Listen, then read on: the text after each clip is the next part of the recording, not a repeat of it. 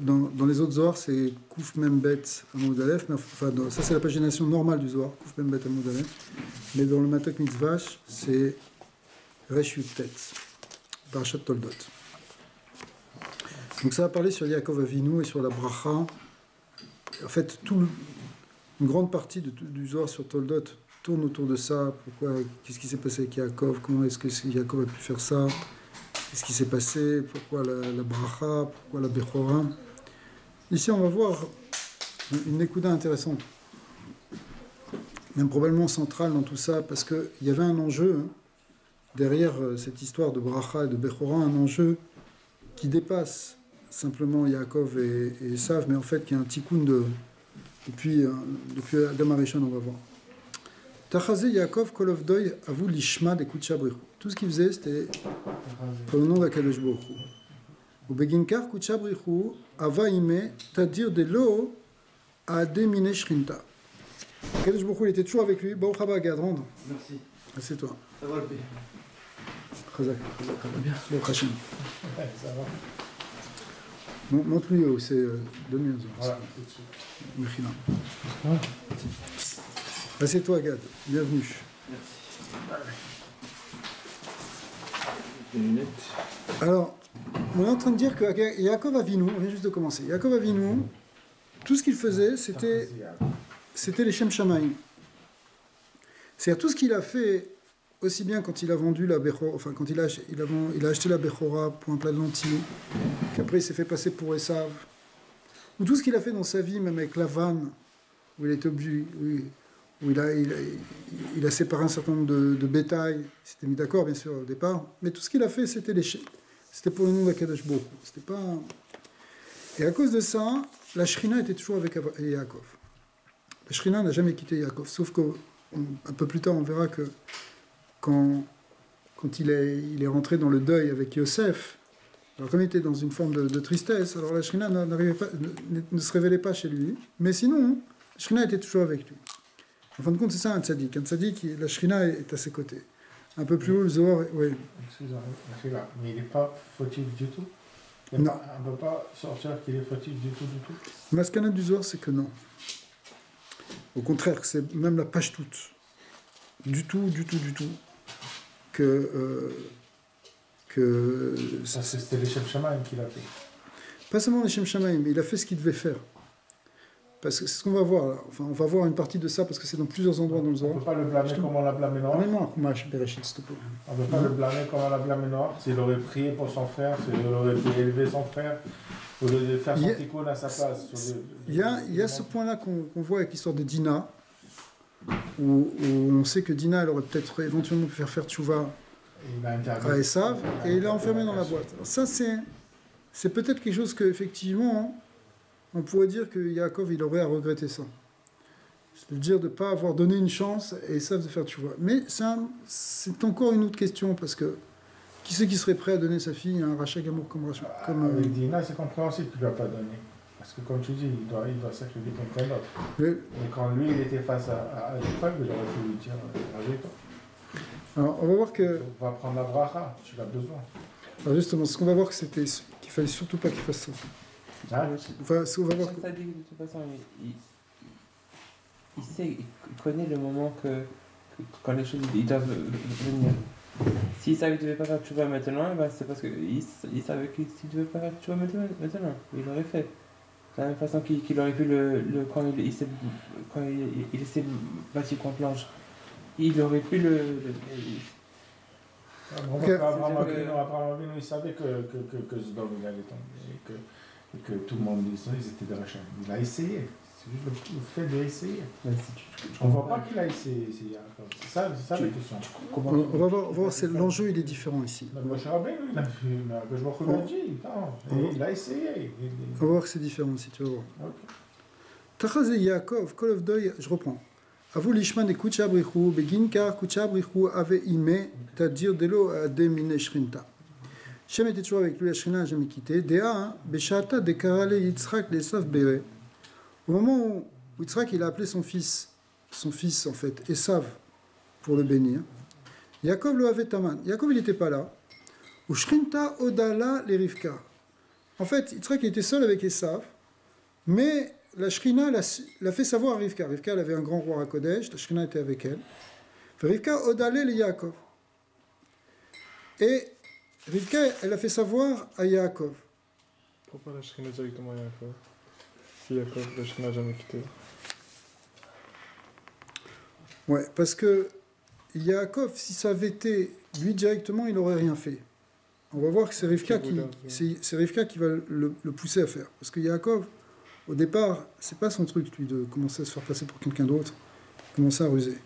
Si c'est pas sa mère qui va le pousser, parce qu'elle a une vision très profonde, même si Yaakov y voit aussi, mais il fallait que Rivka le sache. En fait, un peu plus haut, le Zohar, il explique que Yitzhak aussi, la Shrina n'a jamais quitté Yitzhak. Ah, si c'est comme ça, comment ça se fait qu'il n'a pas vu que Esav c'était un rachat et qu'il voulait quand même le bénir?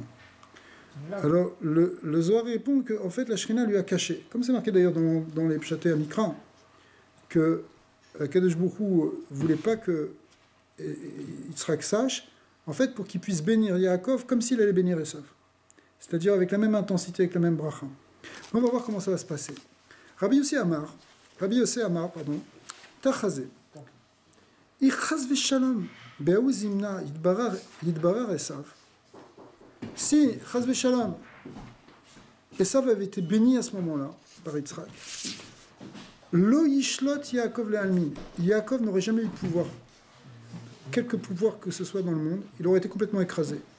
Et là, me'im kucha brichu ava. Donc tout ça, ça venait, en réalité, ça venait d'Akadosh Baruch Hu. Vekulo beatre attaque des kachazé. Et tout était en fait à sa place. C'est-à-dire que si c'est maintenant Yaakov qui va voir la bracha, tout ça aussi c'est la volonté d'Hachem. Il y a encore des Zohar ici, mais c'est pas exactement la même pagination, il faut essayer de trouver. Ok. Et là, Meim Kuchabrichu Ava.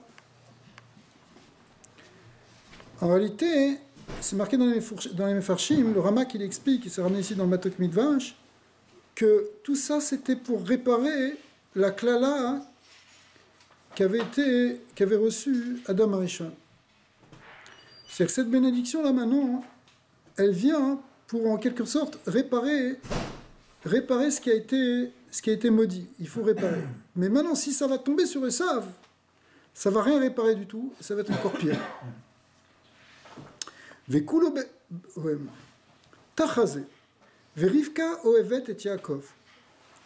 C'est marqué que Rivka, elle aimait Yaakov. D'accord. Ktiv ve'aitmar. C'est comme ça que c'est écrit. Et il a été dit. Ça a déjà été expliqué que ici aussi le Ramak il explique que c'est expliqué plus ailleurs dans le Zohar que Rivka est un Gilgul de Chava.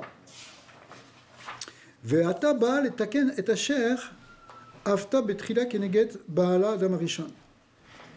Rivka, elle vient réparer ce que Chava a fait par rapport à Adam Arishon. Qu'est-ce qu'elle a fait Chava à Adam Arishon? Elle lui a donné à manger, il fallait pas. Elle a donné du Peret Sadat. Et maintenant, Adam Arishon, lui, il revient en Gilgul dans Yaakov Avinu. C'est pour ça que c'est la raison pour laquelle Rivka aimait Yaakov. Pourquoi elle aimait Yaakov? Parce qu'en fait, c'est le même shoresh. C'est comme le shoresh de Chava et Adam. Au Beginkar, Shadrat Beginé de Yaakov. C'est pour ça que c'est elle qui est maintenant, elle est allée chercher à Yaakov pour que ce soit lui qui reçoive le Beracha. Et que. Comme si elle se rachetait en fait. C'est comme si elle va se racheter. Et comme si maintenant Yaakov qui prend la place de Adam, en recevant la Bracha, il va sortir de la klala qui était venue à l'origine après la faute.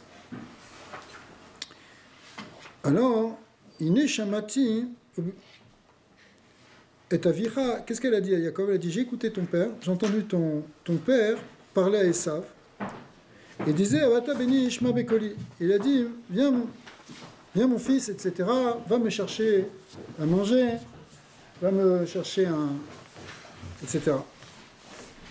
Donc c'est pour ça qu'elle est venue chercher au Chaba. Elle est venue chercher Yaakov.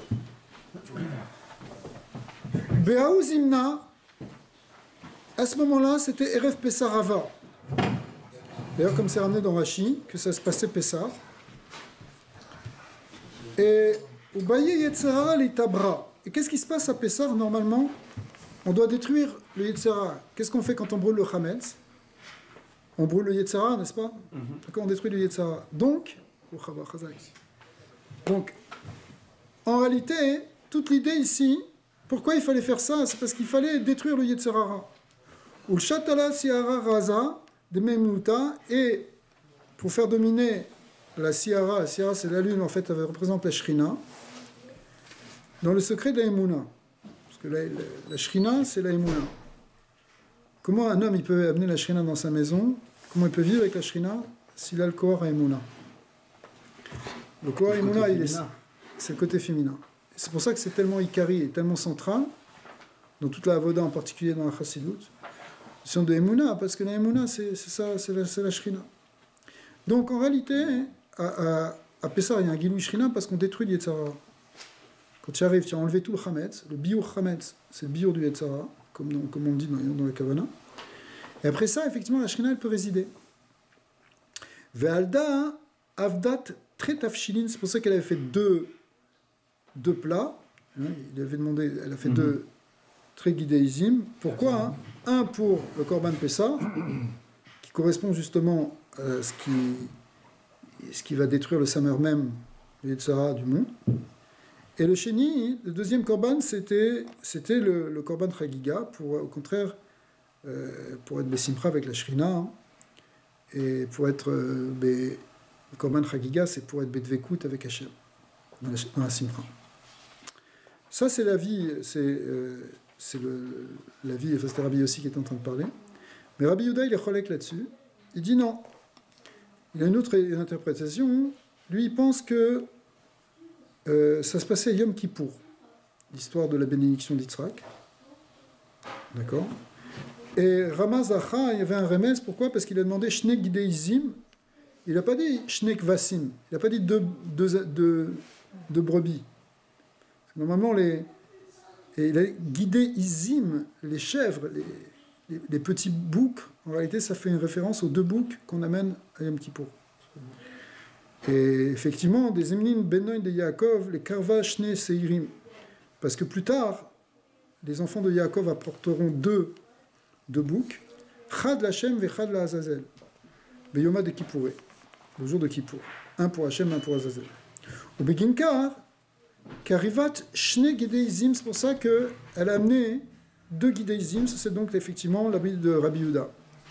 Chabegin Darga de Leila, Vechad Begin le Kafia Darga de Esav de lo Yishlot ale Yaakov. Un, c'était pour le côté d'en haut, c'est-à-dire pour la sainteté, c'est l'Hachem, c'était pour Yaakov.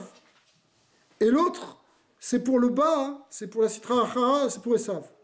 Parce que quand on donne les deux boucs qu'on amène à Kippour, il y en a un qui est pour Hachem, l'autre qui est pour Azazel. C'est-à-dire, on donne les forces de la Gdusha pour la Gdusha, et à la Klippa, il faut lui donner sa force pour qu'elle nous laisse tranquille. Il faut quand même la nourrir. Il faut la nourrir pour qu'elle se détache. Jamais compris ce concept. C'est comme la Sitra. Si tu as un chien méchant, si tu lui donnes pas ses boulettes chaque jour, tu vas avoir des problèmes. Non, je comprends. C'est ça tu comprends l'idée. Mais pourquoi? Voilà, pourquoi Hachem. Parce que, mais si je peux faire cette parenthèse, chez les goïms, ils sont comme ça toujours. Ils ont l'avdil, ils ont. Oui, alors il y a Dieu, et il y a l'autre côté, là, leur Touma, elle a un Kohar, elle peut dominer, elle fait comme elle veut, il n'y a pas de problème. Chez nous, tout est dans sous la chaîne, Hachem, il décide ce qu'il veut, il n'y a pas de. C'est ça que je veux dire. Donc, qu'est-ce que tu veux à manger ou pas? Tu te tais, tu t'assois, tu vois ce que je veux dire? Il n'y a personne qui peut. C'est pas que Chas V'Shalom, il y a deux dieux. Non, je ne dis pas ça. Parce que c'est ça la taout de certains goïms. Oui, ils pensent qu'il y a, il y a le bon Dieu, il y a le Satan, il y a deux choses qui s'opposent de toute éternité. Bien qu'il y ait une dualité de ce point de vue-là, en réalité, la Torah nous dit que le côté des forces du mal est incomparable avec la Gdusha d'Hachem parce que c'est quelque chose qui a été créé par Dieu alors que Dieu est éternel. Donc tu ne peux pas mettre ça sur le même plan. Tu ne peux pas dire qu'il y a le blanc et le noir, enfin le lumineux et l'obscur qui sont sur le même plan. Parce que l'obscurité, elle vient simplement parce qu'il y a eu un voilement de la lumière infinie de Dieu qui s'est caché et qui a permis donc à la fin de créer le monde. Parce que si la lumière d'Hachem était totalement dévoilée, le monde ne pourrait pas exister. Mais aussi, dans les zones les plus ombragées, en quelque sorte, finalement, ça fait permettre à la fin de toute la Ishtalchelut de la création de faire apparaître ce qu'on appelle la Sitra Achara. Donc ça provient de ces zones moins éclairées, on peut dire. Bien sûr, c'est parce que c'est l'autre côté. C'est quand Hachem il voile son visage. Non, La Sitra Achara, elle se nourrit. C'est parce qu'Hachem il voile son visage qu'il y a une création du monde, premièrement. S'il n'y a pas un Esther Panim, c'est-à-dire ce qu'on appelle dans la Kabbalah du Harizal le Tzimtzum, il n'y aurait pas de place pour le monde pour exister. Parce que tout ce qui existerait serait totalement fondu dans l'infini, et donc ferait un avec lui, et il n'y aurait pas de monde. Donc pour laisser de l'existence à autre chose que lui, entre guillemets, parce qu'il faut comprendre cette autre chose, Dieu se cache, laisse un espace, comme si toi, par exemple, tu as un enfant, et que tu ne veux pas l'écraser complètement par ta connaissance, et donc tu mets en retrait ton savoir pour le laisser s'exprimer. C'est dangereux. C'est dangereux, mais il n'y a pas le choix. Comment tu peux, si tu es tout le temps en train d'écraser ton fils, non, c'est comme ça, c'est comme ça, c'est comme ça, c'est comme ça, comment tu veux qu'il se développe? C'est qu'il peut se faire attraper par toutes sortes de clipotes, par toutes sortes de... Ben, avant de parler de clipotes, là on parle dans l'origine de l'existence du monde, Hachem se voile cette lumière. Maintenant, ce niveau de voilement de la lumière, il va être gradué. Il va être gradué, hein, comme tu dirais, ça va passer des niveaux les plus lumineux jusqu'à des niveaux les plus obscurs. Et ça, c'est voulu, on s'entend. Bien sûr, c'est voulu. C'est ça qui crée tous les mondes. C'est-à-dire que les mondes supérieurs, il y a plus de lumière. Les mondes inférieurs, il y a moins de lumière. Ici, dans Asiya, il y a moins de lumière que dans Hatzilut. D'accord ? Clairement, ok. Suivant le niveau du Malach, qu'est-ce qui fait les niveaux des Malachim? D'accord? Le Rambam, il dit qu'il y a 10 sortes de Malachim qui correspondent dans la mot. C'est quoi qui correspond? C'est quoi les niveaux? Pourquoi un ange est supérieur à un autre? Il est supérieur parce qu'il se trouve plus proche de la source de lumière. Plus une créature est proche de la source de lumière, plus elle est, on va dire, élevée. D'accord? Maintenant, quand on descend jusqu'en bas, on arrive jusqu'au monde de la Gashmiut. Le monde de la Gashmiut, le monde matériel, la lumière de Dieu est pas mal voilée dedans. Pas évident dans la matière de trouver la lumière d'Hachem. Au contraire, ça, toute notre avoda, c'est de faire des choses pour la dévoiler. Mais naturellement, elle est cachée. D'accord? Elle est plus cachée que dans les palais supérieurs. Mais en même temps, il y a un plus grand potentiel. Ça, c'est une autre raison. C'est-à-dire qu'Akadosh Baruch Hu, c'est là qui donne le plus grand potentiel de dévoilement. Ce qu'on connaîtra avec Mashiach et Triat HaMetim. D'accord? Maintenant, dans ce niveau-là, ça, c'est le niveau le plus bas. Mais en réalité, dans ce niveau le plus bas, il y a aussi l'extériorité de ce niveau le plus bas. Et l'extériorité, les niveaux les plus extérieurs de ce niveau-là, c'est ça qu'on appelle la Sitra Achara. D'accord? Donc la Sitra Achara, elle est dans un monde qui est même pas matériel, qui est inframatériel, qui est infraterrestre, on pourrait dire. C'est pour ça que des fois on représente le Gehinnom sous la terre, qui représente un niveau qui est encore plus bas que ça. D'accord? Même quand on dit qu'il y a El Mata Mimeno, il n'y a pas plus bas que le monde matériel, mais en réalité, c'est vrai qu'il n'y a pas plus bas dans toute la Ishtalchelut, mais il y a ce qu'on appelle après, on sort des forces de Gdusha et on rentre mamash dans la Klippa. Et là, on arrive à ça. Alors, cette Klippa-là, cette écorce-là, à la fin des temps, c'est marqué Bela Amavet la Netzar, Akadosh Baruch Hu, il va annuler tout ça. Il va transformer ce rocher absolu. Le pire dans la Sitra Achara, le point le plus extrême, si vous voulez, de l'obscurité, ça s'appelle Amalek. D'accord? Ça se manifeste dans l'homme, ça s'appelle Amalek, mais en fait, c'est une force de la Sa. Pas la SAQ, la Sa. D'accord? Alors, et quoi, hein? Ce niveau-là, à la fin, il va être balayé. Akadosh Baruch Hu, le Shrita du Yetzara, il va annuler la force de Mita, de mort, etc. Maintenant, tant qu'on n'est pas arrivé à la fin, tant qu'on n'est pas passé Triat HaMetim, c'est-à-dire tout le Zman de Olam Hazeh, on est obligé de gérer l'univers en prenant en compte cette donnée. Parce que si on ne la prend pas en compte, cette donnée, si on croit qu'il n'y a pas de mal dans le monde, peace and love, etc., au bout d'un moment, on se prend des islamistes sur la tête. D'accord? C'est ce qui se passe pour l'Occident. Ah, peace and love, plaf. D'accord? Parce que la Sitra Achara, elle est là.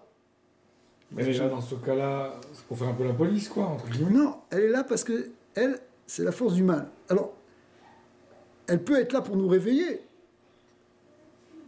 Mais elle est là d'abord parce qu'on doit travailler dessus. Elle était là déjà de l'origine. Quand Adam Arishon il a mangé le péri, c'est le Satan, c'est la même chose, c'est cette même force, c'est Samakel. Maintenant, nous, on veut faire le tikkun de tout ça. Yaakov, il vient pour faire le tikkun d'Adam Arishon. Le clan Israël, il vient faire pour réparer tout ça. Donc ce qui a été maudit, c'est-à-dire ce qui a été dégradé, ce qui s'est abîmé, ce qui s'est dégénéré à cause de cette force négative qui est venue faire tout basculer et faire tomber dans le côté obscur et faire cacher la lumière encore plus. À cause de ça, il faut sortir de ça. Il faut ruser aussi pour sortir. Comme une chose, elle est rentrée, il faut aussi qu'elle sorte. Le Nachash, il était akoum, il était tordu, il était rusé. Nachash akalaton, ça s'appelle. Le serpent sinueux. C'est la ruse du serpent. Et bien maintenant, pour sortir de cette classe, et c'est ça l'enjeu de la bracha de Yitzhak avec Yaakov, il va falloir aussi qu'ils sortent de la même manière. Donc ça va passer par une ruse où Yaakov, il va être obligé de sortir. Et pour sortir, il faut aussi donner une petite part. Le Zohar HaKadosh, il dit sur l'histoire du bouc de la Azazel, là-bas dans Parashat Chaimot, il dit que ça ressemble à quoi ce bouc qu'on amène à Azazel? À quelqu'un qui veut faire passer son troupeau. HaKadosh Baruch Hu veut faire son troupeau qui est le troupeau des Béné Israël. Alors, il y a le loup qui veut attaquer. Vous savez l'histoire, le loup avec la chèvre et le fou. Alors, il y a le loup, il veut attaquer. Maintenant, qu'est-ce qu'il fait? Le berger, il est intelligent. Il prend un bouc, il l'abat, il le donne au loup, et il fait passer son troupeau. C'est ça le bouc de Azazel. Il y a un point qu'il faut donner à Esav. Si on ne lui donne pas à Esav, il va tout détruire. Mais si on lui donne trop, il va encore plus tout détruire. Donc c'est la bonne mesure. Ça veut dire quoi, par exemple, dans ta avoda? Dans ta avoda, il faut donner un peu de ton Yetzara. Il faut que tu manges un peu. C'est comme ça que tu vas pouvoir étudier, prier Bekavana. Si tu ne manges pas du tout, au bout d'un moment, tu vas prendre tes tefilines, tu vas les arracher parce que tu n'as pas mangé depuis 3 jours, tu vas te précipiter sur le frigidaire. Donc la force du Yetzara, elle va ressortir en masse. D'accord? Mais si tu lui donnes trop, bah, tu vas rester couché et tu ne vas pas étudier. D'accord? Pourquoi est-ce qu'on mange Erev Kippour? On dit, pour comme ça, on va calmer le corps et après on va pouvoir rentrer dans la Neshama le jour de Kippour. Et c'est pour ça que le repas qu'on fait, il correspond quelque part, c'est marqué, on le compare, au lien du Korban et Azazel. C'est ce côté qu'on donne. Il faut bien lui donner quelque chose. Parce que si on ne lui donne pas quelque chose, la bête sauvage, elle va tout casser. D'accord? Donc toi, dans ta avoda, il faut que tu gères. Il faut savoir donner quelque chose à ton Yetzirah. Parce que si tu te prends pour un tzaddik gamou, ouais, j'ai plus besoin, je m'appelle Baba Salé, etc. Tu vas voir. Comment Yetzirah, il va te ramasser. Toi, tu dois ruser avec lui. Tiens, je te donne un petit truc, laisse-moi tranquille. Il faut le déjouer. Il faut le déjouer. Par exemple, tu es venu ce soir au cours, c'est extraordinaire. C'est-à-dire que tu as déjoué Yetzirah qui te disait de faire 10 000 autres choses. Je suis sûr que tu es très occupé. Et tu as dit non, juste un petit peu de chiot. Hop, tu as trompé. D'accord? C'est ça qu'on doit faire. C'est ça qu'on doit faire. On doit dire, regarde, un petit peu, regarde. On va manger un petit repas en famille, après on va partir. Il faut le fausser. Voilà. Donc toutes les décisions, on doit doser, quoi. On doit doser, bien sûr. Ça demande de l'intelligence. Bien que Yaakov, il est appelé Yaakov Ishtam, il est tamim, c'est-à-dire il est intègre, il n'est pas rusé, il cherche la pureté, la simplicité, mais il est obligé, pour déjouer les pièges du Yetzirah, hein, il est obligé d'être intelligent, de comprendre comment il va... Tu comprends? Si tu es en face de quelqu'un de rusé, tu es obligé. Tu es obligé de déjouer sa ruse. Mais malgré tout, si la Shekhinah était venue directement à lui, il l'aurait quand même pas fait. Je pense que la pashtout des psukim, dans le dialogue avec sa mère, on voit qu'il n'ose pas. Il a peur de ça. Il a peur de se faire passer pour son frère. C'est pas un truc... C'est dangereux. Et puis il a peur de son père. Quelque part, c'est tromper son père, etc. Mais sa mère, elle lui dit, regarde, en fait, le message qu'elle lui dit, sa mère, elle lui dit, c'est pas tromper ton père que tu vas faire. Tu vas tromper le Nachash. Parce que si le Nachash, là, il vient prendre, le Nachash te dirait ça, s'il vient prendre la Beracha, là, maintenant, le monde, il est fini. C'est ça que Tam, c'est aussi mettre. Tu ne veux pas faire attention, c'est très délicat. Ouais. Le lien de Ekov et Talon, c'est aussi d'être un peu.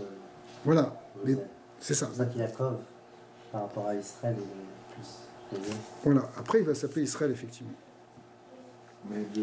Alors, ici, c'est pour ça qu'ici, il y a les deux choses, si vous voulez. D'un côté, on peut le voir comme l'idée de Pessah, où c'est une destruction du Yetzara, parce qu'on a l'impression qu'on détruit tout, Hametz.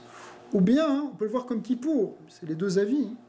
Et c'est-à-dire, c'est quelque chose où on donne une petite part en bas et une grande part en haut. Il dit que c'est le... C'est quoi la part donnée ici? Et Qu'est-ce qu'on a donné finalement? en fait, on va le voir un peu, parce qu'il faut comprendre que Yitzhak Avinu, il est dans la Gvura, lui. Mais dans la Gvura de Gdusha.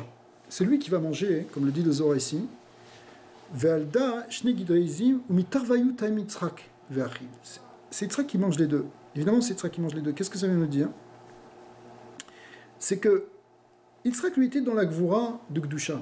Mais cette Gvura de Gdusha, Bassof, elle produit aussi la Gvura de Klippa, qui est la Bechina de Esav. Esav, c'est les psolettes de Yitzhak. Donc quand Yitzhak, il doit le manger les deux, ça veut dire, c'est aussi une manière finalement de donner à sa part en bas, à Esav, ce qu'il a besoin. Parce que tu pourrais poser une question aussi. Qu'est-ce qu'il a besoin, Yitzhak Avinu, de manger pour bénir? Il a besoin de... C'est quoi? Quand il est bien repu, il va bénir. Yitzhak Avinu, c'est une olat mima. Est-ce que tu crois que lui, il est en train de manger, qu'il se fait des seudotes, et il va au restaurant manger de la viande, il amène son vin? C'est quoi? C'est quoi cette histoire? Il demande de la viande et du vin. Alors, si on dit que c'est un lien de Kippour, de Tikkun, ou un lien de Pessah, dans tous les cas, c'est comme des corbanotes. Alors voilà, ça fait son sens. Et si on dit comme ça, d'après la bride de Rabbi Yehuda, que c'est comme un lien de Kippour, c'est-à-dire que lui, dans son birour qu'il fait, il donne aussi cette part. Comme nous, on donne par exemple les Erev Kippour, on mange. Et les séoudotes qu'on fait Erev Kippour, c'est comme un Yom Tov, c'est un grand tikkun, il y a des kavanotes, ça fait des birourim extraordinaires, ça fait monter la neshama, c'est le tikkun olamot. Et bien la même chose aussi. Mais il y a quelque chose qui est justement qui va permettre de séparer, on les sépare ces deux boucs. Un, il va à l'Hachem et l'autre, on l'envoie dans le désert, à Perpète, à Zakel. D'accord? Il faut séparer pour que la Gdusha elle reste pure. La Sitracha, il faut lui donner quelque chose pour qu'elle s'écarte. En fait, on veut que le Yetzara il s'écarte. D'accord? Il y a bien qui dit que c'est Pessah, parce qu'il faut dire ça aussi à Purim plus tard. Comment les Israéliens vont faire ce tikkun? C'était Pessah aussi quand elle a jeûné. Ouais. Ils n'ont pas fait. Ouais. Parce que Haman, il savait, de son ancêtre Esav, que tout se jouait le 15 de ce mois Nissan. Comme on dit, toute la bracha était donnée. Alors il a dit, ils m'ont volé déjà une fois, ils vont me la reprendre. Il voulait la ramener par rapport à ça. Plein de partout. C'est ça. Il ramenait un derrière l'autre. Et d'ailleurs, il y a un lien entre la mort des 10 fils d'Aman et le Inyan de Biur Hametz. C'est ça que... C'est qui dit ça? C'est le Bnei Issachar, je crois. Le Bnei Issachar ou Rabbi Levi Yitzhak de Berchel. Le Bnei Issachar, il me semble, oui, qui dit que pourquoi est-ce qu'on ne fait pas Shecheyanu au moment de Biur Hametz? On fait la bracha de Biur Hametz. Pourquoi on devrait faire Shecheyanu? Toutes les mitzvot qu'on fait une fois par an, comme ça, on fait Shecheyanu. Tiens, Biur Hametz, on ne fait pas Shecheyanu. Pour Shofar, on fait Shecheyanu. Pour Lula, on fait Shecheyanu. Pour la Megillah, qui est des Rabbanan, on fait Shecheyanu. Maintenant, Biur Hametz, qui est aussi des Rabbanan, on ne fait pas Biur. Enfin, des Rabbanan, c'est peut-être un Deoraita d'ailleurs. On fait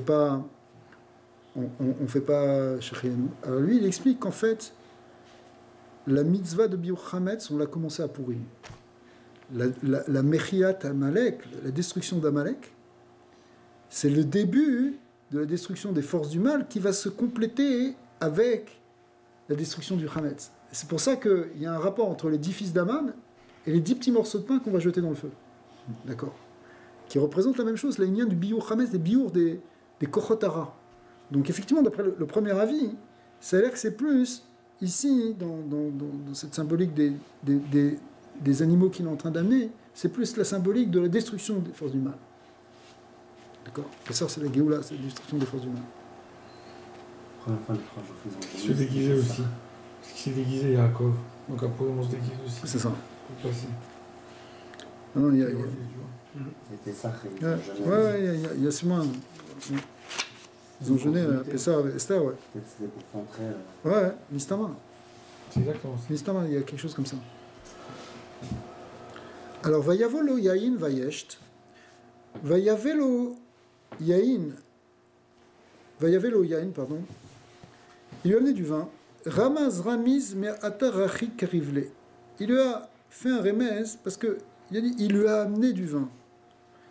C'est pas marqué il lui a donné du vin.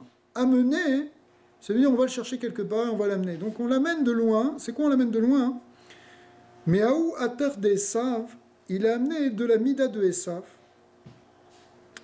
qui était en fait, qui était le din caché, qui est en fait la raison pour laquelle Yitzhak il aimait Esav, c'est parce qu'il venait aussi de ce lien du din caché.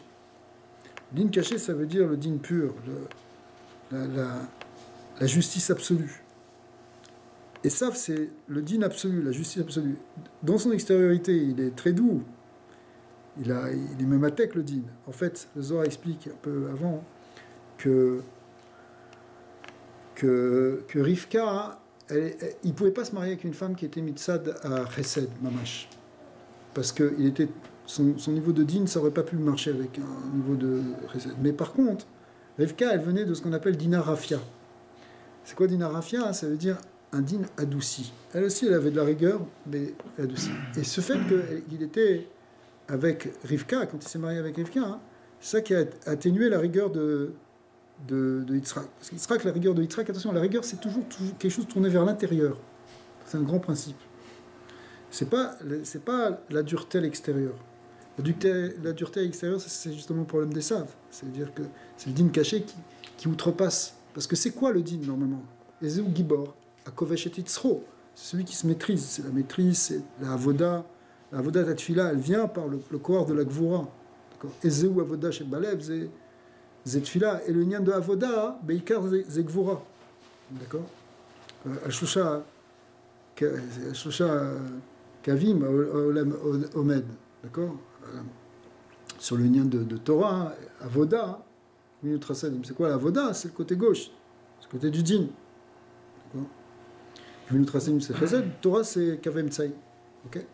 Az, le nian de Yitzhak, il venait de ce din caché, qui est un din pur. C'est pour ça qu'il arrive à un point où din caché, ça veut dire il s'est entièrement offert à Hachem. Il est olat mima, il prend rien pour lui. Tout son être, il est entièrement offert à Dieu. C'est ça le din. D'accord? C'est ça que vous voyez. Az, lui, alors c'est pour ça que maintenant il lui a amené du vin, mais à Tarachi, qui dit le Zohar, c'est-à-dire d'un endroit éloigné, qui est l'union justement de la Bina, normalement. D'accord? Et qui est le shoraj de la Gvura, parce que le Yahin correspond à la Bina. Rabbi Elazar Amar, Remez me'ouen de chol chadou ishtakarbe. Et en fait, il a fait un remez. En fait, non, c'est lui qui dit que c'est de la Bina. C'est Rabbi Elazar qui dit que ça venait du Tzad Bina. Parce qu'il dit, ça vient, en fait, le Yahin, c'est ce qui est Mesamer, les Bavenosh, c'est ce qui amène la Simcha. Et le shoraj de la Simcha, il est dans la Bina. Ema banim semecha, c'est quoi? C'est Bina, qui est la M, qui est la mère. Alors ça, c'est l'union qui lui a amené de ce côté de la Simcha. Parce que pour faire sortir cette bracha, il fallait les chercher dans la bracha, elle va avec la simcha. Une bracha sans simcha, c'est pas une bracha. D'accord? Une bracha de tristounette. Non, enfin, je veux dire, s'il n'y a pas de simcha, c'est pas de la bracha. La bracha, c'est la simcha d'Afka. Donc, il a amené le vin. Le vin, il représente d'aller chercher dans la bina le shoraj de la simcha. D'ailleurs, c'est ce que on essaie de faire Noah. C'est ce qu'a essayé de faire Lot. Mais eux, ça n'a pas marché. Ils se sont perdus dedans. Ils sont tombés dans la clipa. Parce que le shoresh, il est aussi dans la bina. Tous les dinim, mitarin, mina. Tous les dinim, ils viennent de là. Mais lui, Yaakov Avinu, il était capable d'aller faire ce birour, d'aller chercher le corps de Simcha qui était dans la bina. Et c'est pour ça qu'il a amené le nian du vin. Begin, les Khattale, les Yitzhak pour donner de la simpra à son père. Des Baï Chedva, parce qu'il fallait de la simpra pour bénir Yaakov. Belev Tov Vesameach. Que des Gabaïn Chedva, les Khatta, Sitra, de Lévia, comme on voit que le côté du Lévi, le Lévi, il est côté, c'est lui qui est l'union de vin, parce que quand les libations de vin, elles étaient faites, il fallait que les Lévim, ils chantent, parce que c'est le même côté. Lévi aussi, c'est le côté Gvura, Chesed, c'est Cohen. Cohen, c'est Chesed, Lévi, c'est Gvura, Israël, c'est Tiferet. Donc, le côté de Gvura, il demande de la Simpra. Ça, tout le union de Mituk à Dinim, il vient par la Simpra. Le Din Memutak, c'est de la Simpra. Pour ça que Rabbi Nachman, il dit qu'il faut être Bessimpra Tamid, parce que c'est comme ça qu'on empêche la Gvura et donc la Sitracha d'être cholette sur nous. Quelqu'un, il est Bessimpra, hein. Les gens, ils ont dit, au départ, quand il y avait la Chassidoute qui est sortie, ils avaient peur, ils disaient, vous voulez tout le temps Bessimpra, mais il faut être sérieux. La Simpra, ça peut amener à la Holelut, c'est-à-dire à la légèreté d'esprit et Chazak, à faire des bêtises. Mais non, en réalité, le Baal Shem Tov a expliqué que l'union de Simpra, c'est au contraire, c'est la coire de la Chayut et de la vérité, et que la tristesse, au contraire, c'est le contraire de la vie. D'accord ? Donc il faut, ici, où on est en train de réparer la faute d'Adam Rishon, il faut ramener la Simpra. Parce que le Satan, il a amené, au contraire, il a amené la Hatzvut, le Hitzavon, d'accord ? La tristesse, la dépression, le coureur du Yush, de dépression, etc. Ve'alda va'yavelo yain va'yesh, c'est pour ça qu'il lui a amené du vin et qu'il a bu. Est-ce qu'on voit que Bina avec l'audiot, c'est yain avec le colère ? Peut-être. Peut-être. Je vois que tu es dans les gématriotes. Chazak. Mistama. Donc c'est bon, ça fait dire Yahin avec le collègue. Rabbi, c'était quoi le premier avis alors? Si Rabbi Elazar c'était le deuxième, c'était que le Yahin c'était la Simcha. Ici, le Matok Midrash, il dit, il a amené Mimidat Adin à cacher chez Inekomo chez les Sav, chez Zegaram, les Vayev, Yitzhak et Esav. Veata Yaakov Iyu Etzlo, Ratzelomar chez Yaev, Oto Aliede chez Gam Ken Kalul Michlek Agvura de Gdusha chez la Viv. C'est-à-dire, il a amené en lui le corps de la Gvura, Yaakov. Yaakov, Yaakov, lui, était Bétiferet. Bétiferet, il y a un côté Chesed et un côté Gvura. Alors, il a amené aussi le côté Gvura en lui, exprès, pour pouvoir recevoir la bracha de Esav, de Yitzhak, qui était du côté de la Gvura, et qui voulait, et qui aimait particulièrement le côté de la Gvura. C'est comme ça qu'il a pu avoir l'intensité voilà, de la bracha. Mistama. C'est pour ça qu'il a amené ce vin. Parce qu'il a montré le lien entre les deux bourrettes, que son père il a fait de la Gvura. Voilà. C'est quand même grâce à Rivka qu'il a pu chercher son côté de Gvura. Non. Mais là, dans ce passouk, on voit c'est lui qui a amené. C'est vrai que Rivka, elle était derrière tout. Parce que, Qu'est-ce que ça représente Rivka spirituellement ici, ouais. Rivka, on a vu que Zohar, elle correspond au Gilgul de Chava. C'est-à-dire, elle, bon, c'est la Malchut en même temps, c'est la Shrina, hein, la Malchut qui demande à être réparée maintenant. Qui veut réparer. En fait, c'est Chava qui veut réparer ce qui s'est passé. Il y a d'autres endroits où Rivka représente d'autres choses, etc. Mais ici, ça a l'air d'être dans ce sens-là. Et qu'est-ce qu'elle a amené à Yaakov?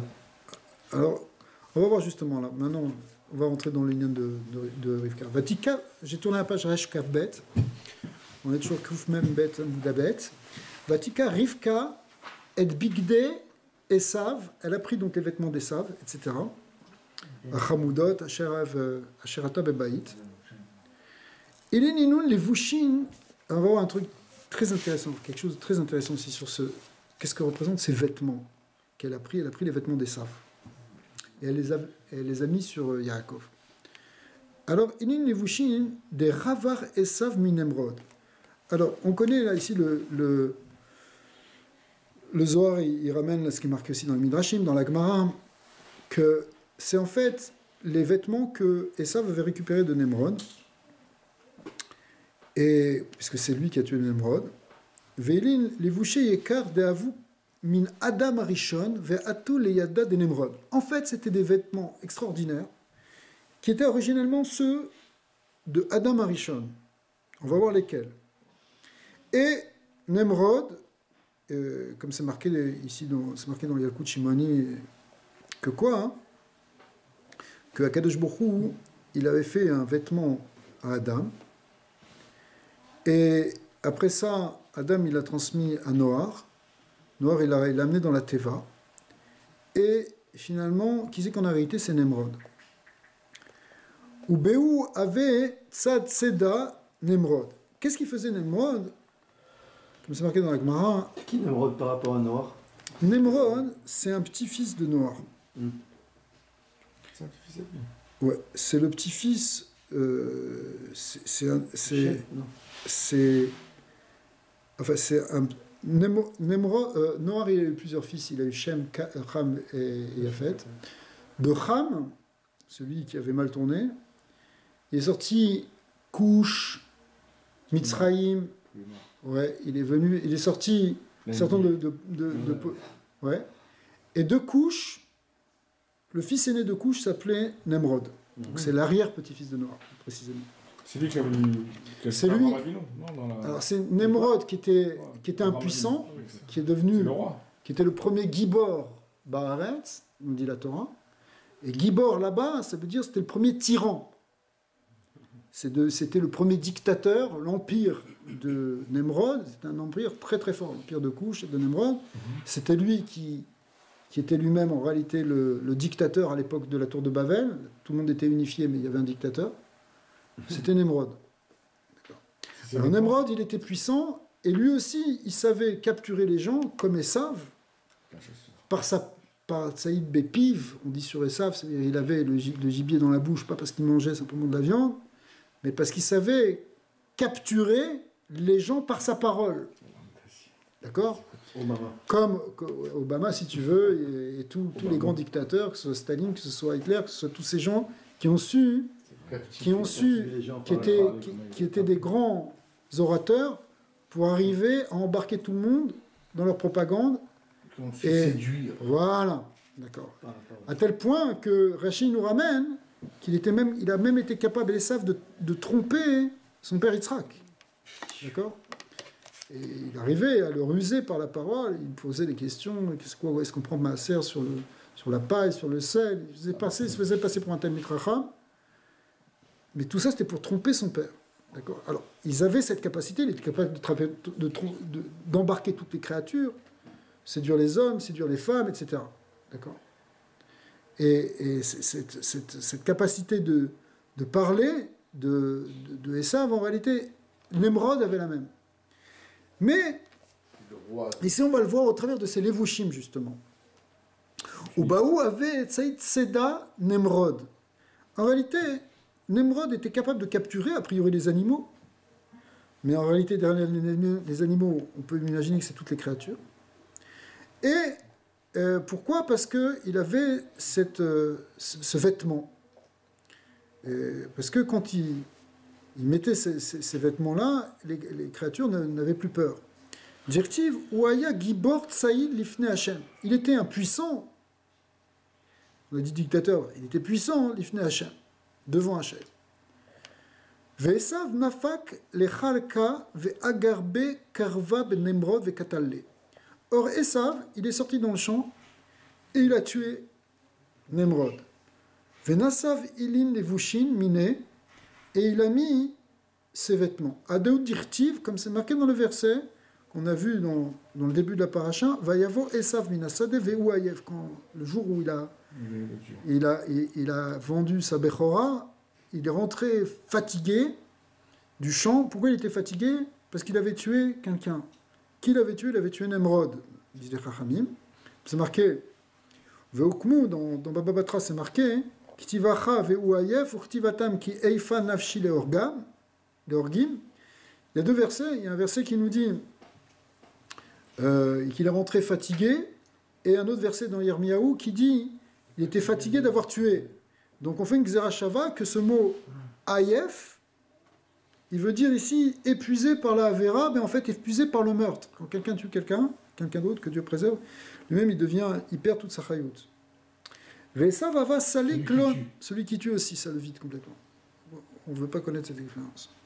Ve'esav ava saliklon les inun les vushin les gabé des Rivka. Or, Esav, il plaçait depuis lors ses vêtements chez sa mère et Rivka, il gardait là-bas. Ou Beu avait nafik vetzat seda. Et à chaque fois qu'il partait à la chasse, il les prenait.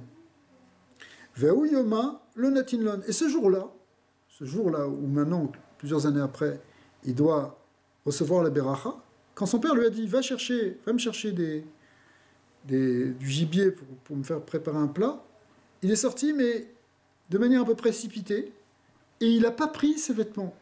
Venafak les chakla, il est sorti dans le champ, les takaf tama, mais et il a été retardé là-bas, il a été retardé là-bas dans le champ, parce qu'il n'avait pas ses vêtements. Parce que s'il avait eu ses vêtements, il serait allé beaucoup plus vite pour attraper les choses. Mais Minashamaim, on a fait, Minashamaim, c'est sorti qu'il est parti précipitamment, il n'a pas pris ses vêtements, et du coup, ça a pris beaucoup plus de temps pour qu'il arrive à chasser. Est-ce qu'il a oublié, vous savez quoi qu'il va cacher? Alors, non, ici le Zohar, enfin, les Mefarshim, après une vitale, ils ramènent que c'était Minashamaim, qu'il est parti comme ça. Et c'était en fait pour laisser du temps à Yaakov, maintenant, de venir prendre la Beracha. Donc ça a été un Gilgul Minashamaim.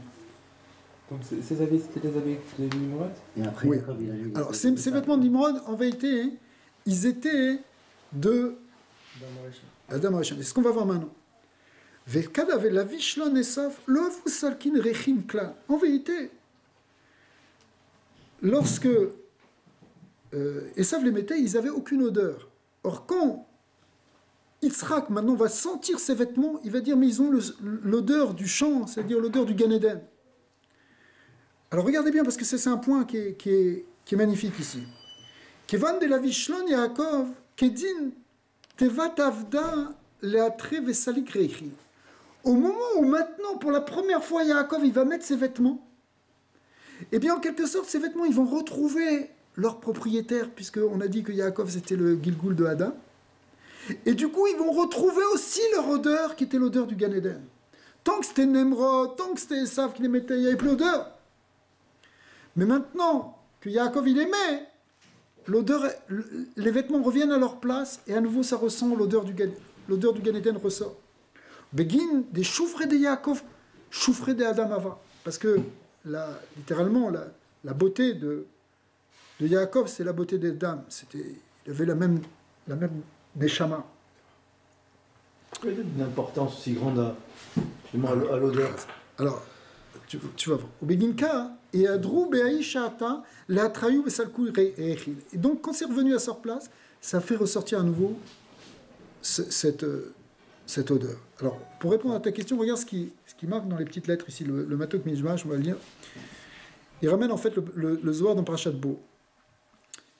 Mais vois, chez les Vushim, chez l'Adam Rishon, chez Aleyem, Neemar, Vayas Hashem Elokim le Adam velishto ketonet or veyal bisham, beotam alevushim lo naga baem shum Adam.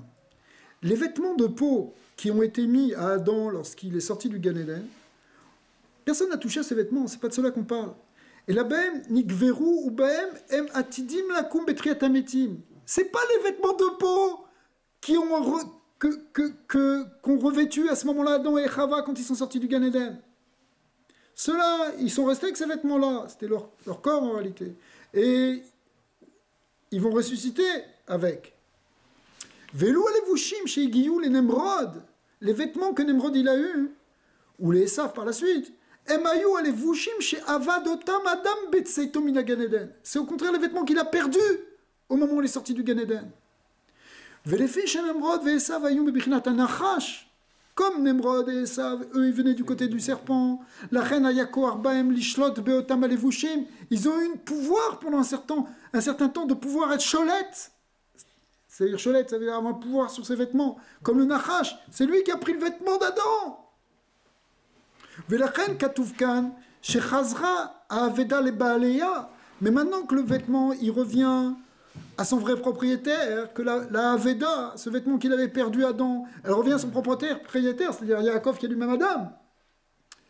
Ce qui, Mamash Ayou Bechinat Aveda, Shenevda Medam Rishon. Pourquoi c'était comme une Aveda que Adam Rishon il avait perdu. Ve'ata ba Yaakov, shaya Gilgul Adam Rishon ve'lakra me'esav ve'as chazra aveda lebaleya. Donc, elle est revenue à son propriétaire. Ça veut dire en quelque sorte que non seulement, Pshat, c'est que quoi, que maintenant les choses elles reviennent à leur place, mais ça veut dire que maintenant Yaakov, il revient au niveau d'Adam Arishon avant la faute. Il revient mettre les vêtements, c'est pas simplement des vêtements, c'est les vêtements de la Neshama ici. C'est les vêtements de la Neshama dont on parle. Ces vêtements de la Neshama de Yaakov ou d'Adam, avant la faute, dans le Gan Eden, c'est elle qui produit une bonne odeur, c'est l'odeur du Gan Eden. D'accord. Alors maintenant, cette réintégration dans le niveau d'Adam avant la faute, c'est la notion de Yaakov. Yaakov Avinu, c'est lui qui finit ce tikkun, qui a commencé par Avraham, Yitzhak. Eux aussi, ils sont revenus à un niveau d'Adam avant la faute. Mais celui qui le réalise pleinement, en réalité, c'est Yaakov Avinu. D'accord ? Le tikkun a été complété, au complet, je veux dire, parce que... Oui, il va être... On m'a dit que si le tikkun d'Adam est réparé, je veux dire, après, ça y est, c'est le Tidlavo. Ouais, il va le compléter quand il va se battre avec l'ange pendant toute la nuit. Et après, à la fin, il s'appelle Israël. Et ça, c'est la vraie réparation complète. Donc, c'est cette lutte. À la fin, il va devoir battre même l'ange des Saves et le renvoyer complètement définitivement. Mais ce qui s'est passé avec Yaakov, et ce qui se passe avec les Havot, il faut savoir que Maaseh Avot siman labanim. C'est-à-dire que ce qu'eux, ils ont vécu, nous, on le vit, mais ça se déroule dans l'histoire. D'accord ? Donc, la lutte de Yaakov contre l'ange pendant toute la nuit, c'est la lutte du peuple juif contre les forces obscures pendant toute la nuit du Galout. Et lorsqu'à la fin, il s'appelle Israël, c'est quand la Bechina du peuple juif, elle rentre en Eretz Israël et qu'elle s'appelle à nouveau Israël et que c'est la Géoula. Donc, alors, à part ça, spirituellement, c'est deux madrigotes, Yaakov et Israël. On peut, de temps en temps, être dans une madriga de Yaakov ou dans une madriga d'Israël. Mais dans la claloute de l'histoire du peuple juif, et donc de l'histoire de l'humanité, c'est Yaakov. C'est le Galout, c'est la nuit. Et Israël, à la fin, ça y est, c'est la Géoula. Donc, Israël, c'est celui qui a gagné le Samarmen. D'accord. Alors, ici, on voit que le peuple juif lui-même, il fait cette réparation, si on le prend maintenant. D'accord. Mais pour l'instant, comme on regarde au niveau des Havot, au niveau des Maaseh Havot, si vous voulez, eh bien, alors on voit que lui, quand il récupère ses vêtements, c'est en fait la réintégration. Il revient maintenant au niveau d'Adam Arishon avant la faute, il va recevoir cette beracha avec ses vêtements, il a besoin de ses vêtements pour recevoir cette beracha, c'est-à-dire on est vraiment dans la réparation de tout ce qui s'est. Pourquoi cette beracha ? On dirait que ça s'est presque déjà fait, c'est-à-dire s'il a déjà senti... Tout ça c'est des rémazim, si tu veux, c'est en train de se faire, tu vois, c'est-à-dire que il vient... Ça sentait déjà. Ouais. La Géoula aurait pas pu venir à ce moment-là ? Quand il a tout réparé, quand il s'appelait Israël. Il l'a réparé. Oui, si tu veux, mais après. Il n'a pas fait physiquement, il a fait spirituellement. Voilà, c'est ça. C'est-à-dire que toute l'histoire des Havot, eux, ils vivent dans quand Avraham Avinu descend en Égypte, c'est le siman que nous on va descendre en Égypte. D'accord. Tu comprends ? C'est-à-dire que eux, quand ils ont bougé, tous les petits mouvements, les micro-mouvements des Havot, on pourrait le voir comme le plan de tout ce qui va se passer après dans l'histoire du clan d'Israël. D'accord ? Et vraiment, Maaseh Havot, Siman Labanim. C'est des signes, c'est comme la carte, ce qu'on te dit dans le Sefer Bereshit. Sefer Bereshit, c'est comme la carte de toute l'histoire de l'humanité. Et en particulier l'histoire d'Israël qui est au centre. D'accord ? Tout ce qui se passe avec Noah, etc., c'est des simanim aussi, ce qui se passe pour les hommes, en fait. Il faudrait qu'on arrive à le comprendre comme ça, plus que comme un livre d'histoire. C'est pas un livre d'histoire. C'est le prototype, c'est la map. C'est le plan du monde qui est dans la Torah. D'accord ? C'est pas l'histoire du monde, c'est le plan du monde. C'est un peu différent. D'accord ? C'est pour ça qu'on peut tout trouver dedans. On peut tout est écrit, tout est écrit. Et le Ramban, il dit, cette fameuse histoire, que tout, même les détails de la vie de chacun, elle est marquée dans la Torah. D'accord. Ton nom, il est marqué, tout. Beprat aussi, tout est dedans. Parce que tu as la carte, tu as le programme de tout. Ouais. Et c'est pour ça que la lecture un peu, si tu veux, universitaire, critique, etc., de voir la Bible comme livre d'histoire, c'est à côté de la plaque, en vrai. Bien qu'il y ait une dimension historique aussi, il y a des fondements historiques qui sont dedans, mais c'est pas comme ça que le lisent les Chachamim, c'est pas comme ça que le lisent le Zohar, surtout pas. Mais comment ça se fait qu'ils disent qu'il y a des religions qui existent depuis 10 000 ans C'est une autre question. C'est une autre question. Bémet, un jour on va faire un cours là-dessus. On va essayer de rester sur le sujet. Comment ça se fait que j'ai pas compris pourquoi Dame Arishon il avait 2 habits? Un qu'Akadosh Baruch Hu lui a fait. Et l'autre qui il avait un habit au départ. Au départ, dans le Galilée, il avait un habit. Non, il est déjà un romain. Chazak. Mais en fait, c'est comme la Neshama quand elle quitte ce gouffre. Ça veut dire que physiquement, il avait un habit. Il y a ce qu'on Lui-même, il a fait. Non, c'est pas un habit physique, c'est un habit spirituel. Ah, maintenant, l'histoire de l'habit de Nemrod et de Esav, et après, la kétonnette passible de Yosef. Oui. Et c'est ça, tu vois, le Zohar Kadosh, il rentre dans le sod ici maintenant. On n'est pas en train de dire simplement, bon, il avait un beau vêtement, les autres ils étaient jaloux, etc. Et un vêtement qui trompait les animaux. Ça, c'est le Midrash. Mais c'est quoi? De quoi on parle? D'accord? Rabbi Shimon Bar Yochai, il est venu nous faire dépasser la lecture première des Midrashim, en fin de compte. Parce que c'est intéressant parce que c'est une clé qu'on va voir dans tout le Zohar Kadosh, et Rabbi Shimon lui-même explique ça. Il explique comment il faut étudier ici le Zohar. Parce que finalement, là, on est en train de voir un Midrash qu'on peut retrouver dans Baba Batra, qu'on peut retrouver dans d'autres endroits, d'accord, dans le Yalkut, etc., dans le Midrash Rabbah, avec des versions différentes, etc., Pirkei de Rabbi Eliezer, c'est des Midrashim. Sauf que, maintenant, le Zohar, il passe tout d'un coup, il fait basculer le plan. On n'est pas simplement dans une histoire que tu vas raconter aux enfants le soir, avant de te coucher, il avait un beau vêtement. On est en train de te dire, ici, c'est le vêtement d'Adam Arishon avant la faute. Alors toi, tu me dis, mais il était nu. Et tu as bien raison, c'est le pasouk Mefourage. Il était nu par rapport... Il faut comprendre ce pasouk là-bas. Mais, ce qu'on sait après Kabbalah, c'est que la Neshama, même avant de venir dans ce monde, elle a déjà un vêtement. Même quand elle va quitter... Quand elle va quitter... C'est le corps. Non, mais justement, le corps, c'est le vêtement le plus épais. Ça, c'est la kétonnette or. Le vêtement de peau, de chair, en fait. D'accord? Qui va aller jusqu'à la peau, jusqu'au cuir. Ok? Mais la Neshama, elle a un vêtement plus subtil, plus spirituel. D'accord? Qui est pas physique. Qui est entre comme on disait hier, entre le spirituel et le physique. D'accord? Ce qu'on appelle le tselem dans la Shana Arizal. Okay. D'accord? Ouais. Shana Rabbah, il faut voir le tselem. D'accord? Il faut voir. Mais c'est dans une des Sheva, des Kiddushim. C'est la pas le mammouth? Ouais. Ok? Alors. Il faut le voir à l'autre niveau, quoi. Faut pas le voir au niveau du pshat, il faut le voir au niveau. Alors, ici c'est quoi le message? Ça veut dire, c'est justement le message. C'est que Yaakov Avinu, il réintègre, il est choufré de Yaakov ou choufré de Adam. Alors, il réintègre ce niveau-là. Mais ça veut dire quoi spirituellement que Esav, alors il a réussi à porter un tel vêtement? Je veux dire, oui, il vient du Nachash. Chazak. C'est ça. C'est pas rien. C'est ça, Chazak. Chazak, ça veut dire, c'est ça l'usurpation. C'est ça le point. Le point, il est là. C'est que Adam et Edom, c'est le même mot. D'accord? Mais Edom, c'est le rouge. On va voir tout le lien du rouge, si on a le temps. Mais Adam Azé, tout était rouge. Il était tout rouge. Il mangeait du rouge. Il voulait que du rouge. Il voyait rouge.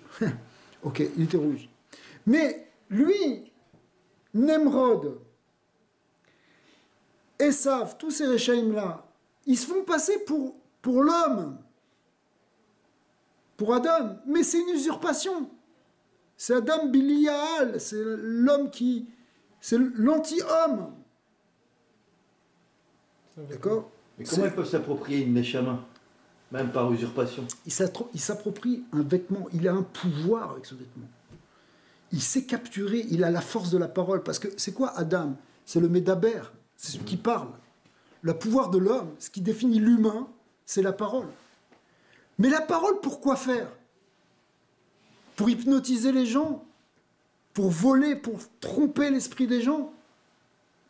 Pour soigner aussi. Ou la parole pour dire des paroles de louange, la parole de la prière, la parole de la Torah, la parole de la bracha, la parole de la simra, la parole du réconfort, de la nechama. Mais c'est incroyable que ce pouvoir il soit neutre, entre guillemets, c'est-à-dire qu'il peut être utilisé aussi de l'autre côté. Il était dans la Kedusha, mais c'est ça ce qu'il a fait, le serpent, quand il a volé ce vêtement. Il a pris ce pouvoir pour se faire passer pour l'homme. J'ai compris, mais ce que je veux dire, Dans c'est la que... peau de vache, est-ce que tu l'utilises pour faire des tuiles ou pour... Voilà. J'ai compris, mais ce que je veux dire, c'est d'un point de vue que... Pour faire un steak. Comment on le voit que quand Yaakov il a mis, il a retrouvé son odeur.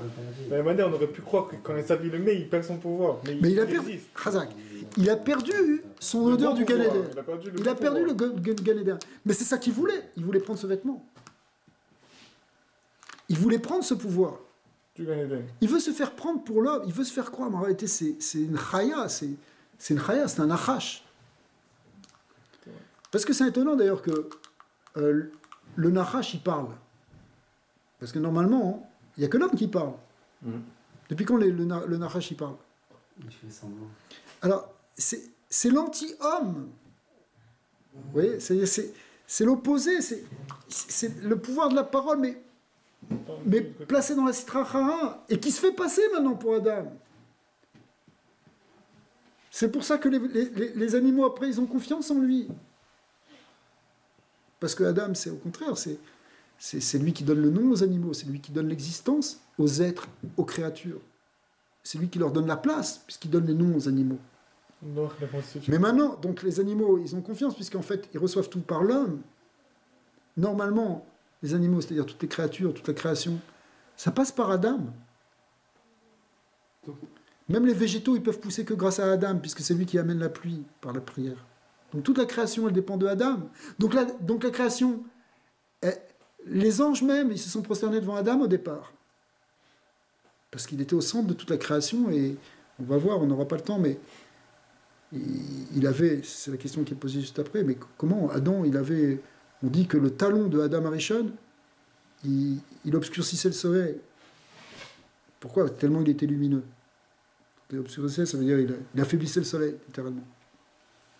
Il brillait comme mille soleils. Alors comment Adam aussi? Comment Yaakov aussi? Mais justement, Yaakov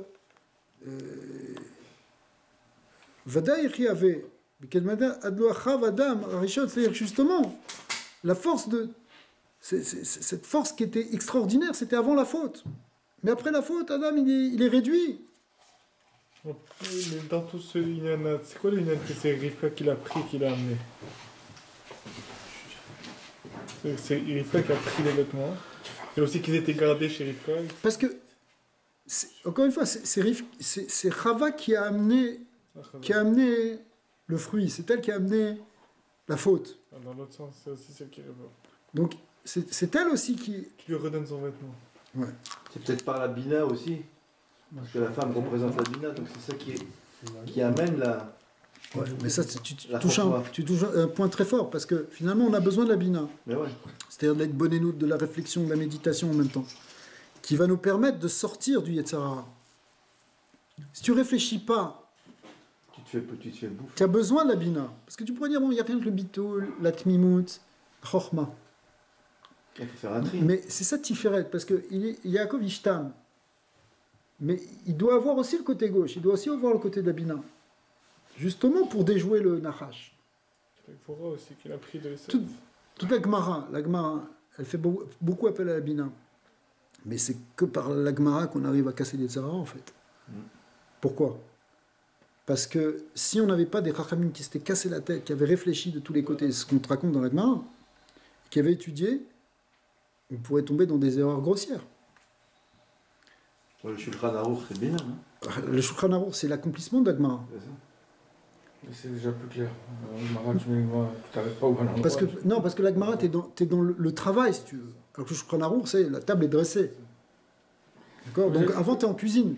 Mais c'est la même chose. C'est-à-dire que s'il n'y a pas ce travail de limoud, d'étude, d'analyse, de binag, de réflexion, de tri du vrai et du faux, du birour du Hatzadat Tovara Belashon HaZohar.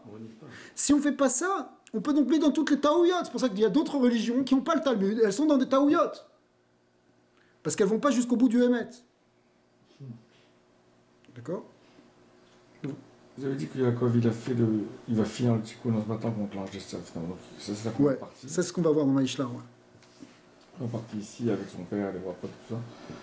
Alors, pourquoi tout a continué s'il a fait ce tikkun, non? Spirituellement, ça. Ah. Non, mais pas tout, parce qu'on C'est la question voit que qu'il j'ai s'est posée. fait frapper quand même. C'est Justin. Alors, Oui, il a c'est laissé parce que c'est un siman, là, tous les liens de Tisha B'Av, que pour les enfants, on va avoir du guinan haché, etc. C'est pas évident, c'est pas complètement évident. Donc il a pas fait. C'est ça, parce qu'on est encore Comme on a dit, En tout cas, ouais. Comme on a dit, il y a aussi une notion de. C'est comme la Torah, c'est un plan. Ça veut dire dans le plan, c'est peut-être la fin du plan, mais dans le temps que ça se réalise, c'est après. C'est pas en même temps le plan. C'est pas. Bédiouk. Yaakov il se battait, mais c'était pas à ce moment-là encore que l'histoire était rendue. On connaît la fin.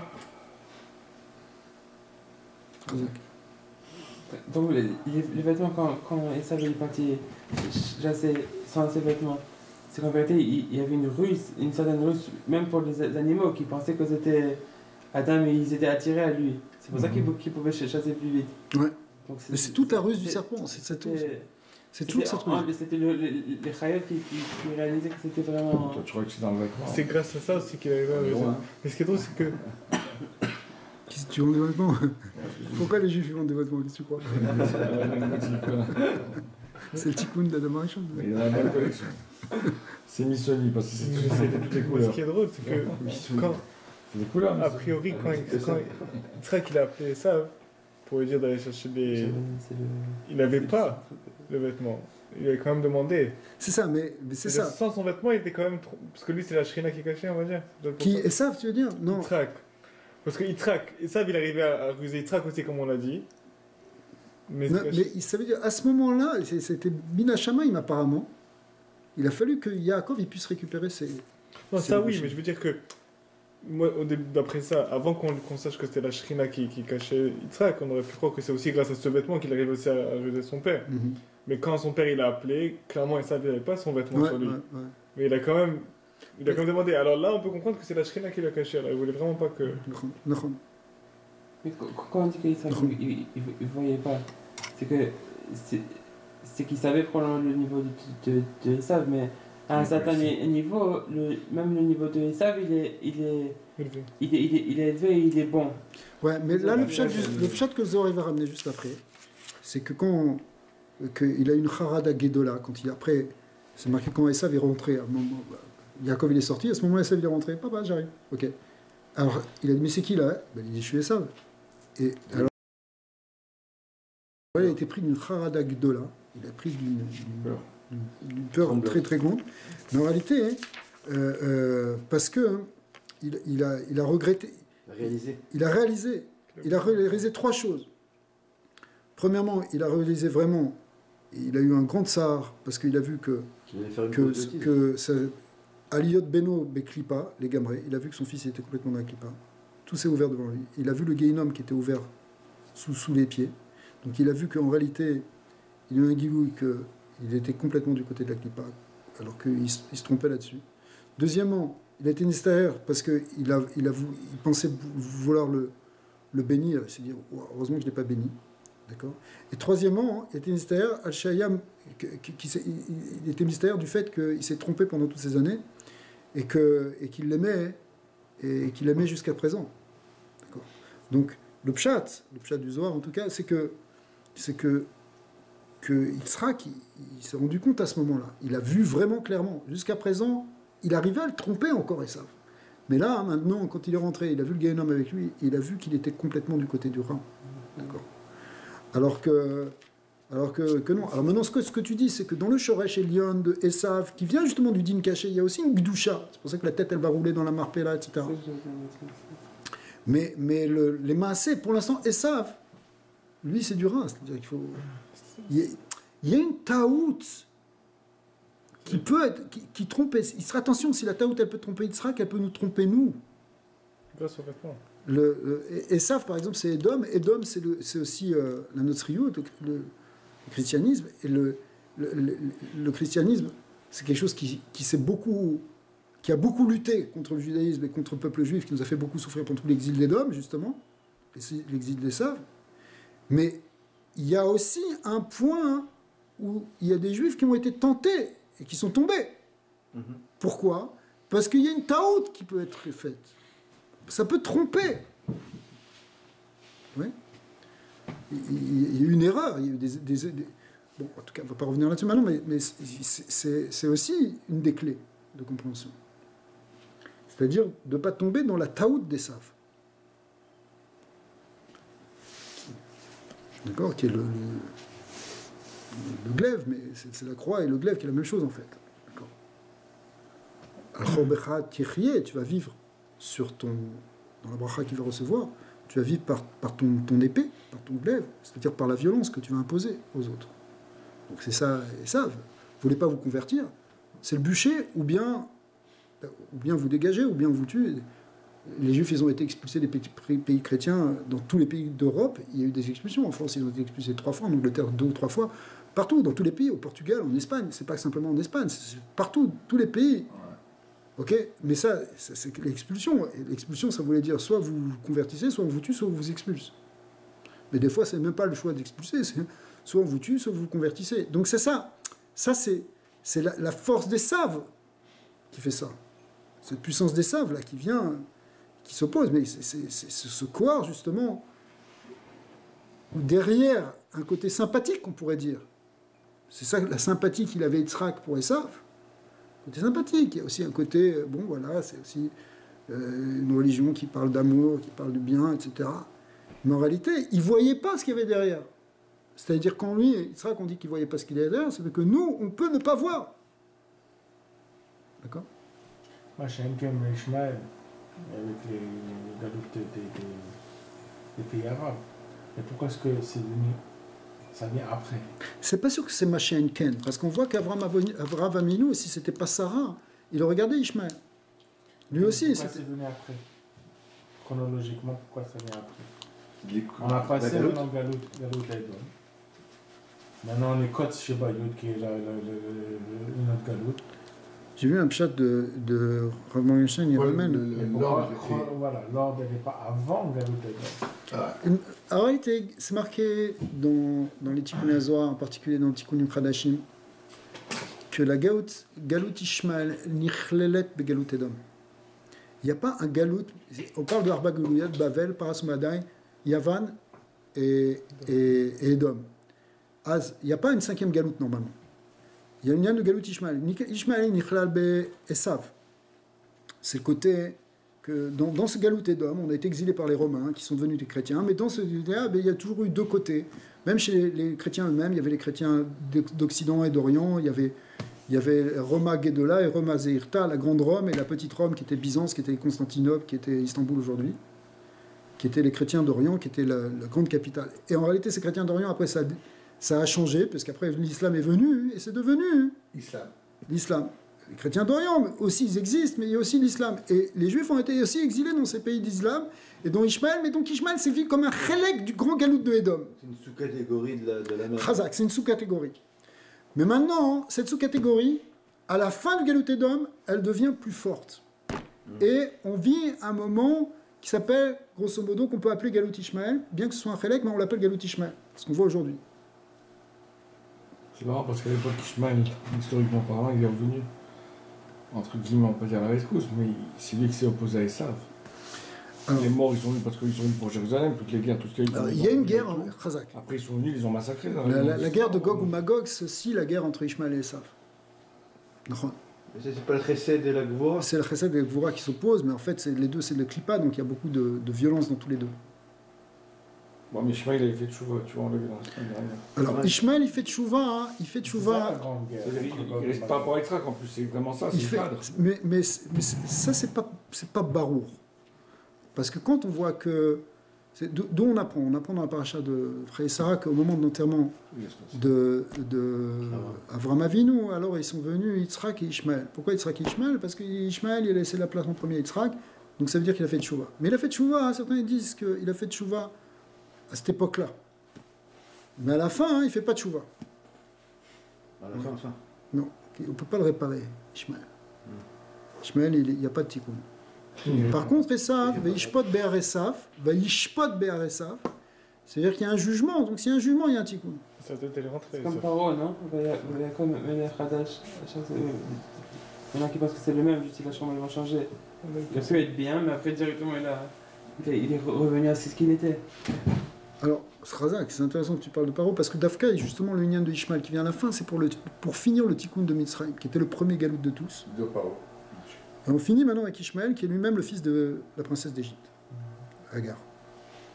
Donc il vient, c'est le premier et le dernier. Quoi. C'est le Kotso Shaliut, c'est ça, c'est ce qui était au départ, ce qui compte pas dans les 4, mais qui est à l'origine des 4 et qui est à la fin des 4. Maintenant, Comment se remonter ce galout de Ishmael? Justement, c'est ça tout le truc, c'est-à-dire que La prière. C'est un loi de faire ou c'est la galoute d'Ishmael.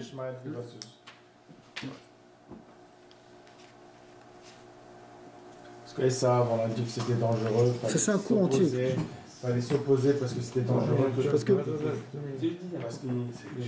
de rentrer avec Essa. Et Ishmael, c'est quoi le tikkun d'Ishmael? C'est quoi la chima? C'est quoi le. Ouais, on va faire un choix. On va reprendre ça. Hein? Il y a Minyan. Avec toi. Avec toi. Baruch Adonai Leolam, Amen ve Amen.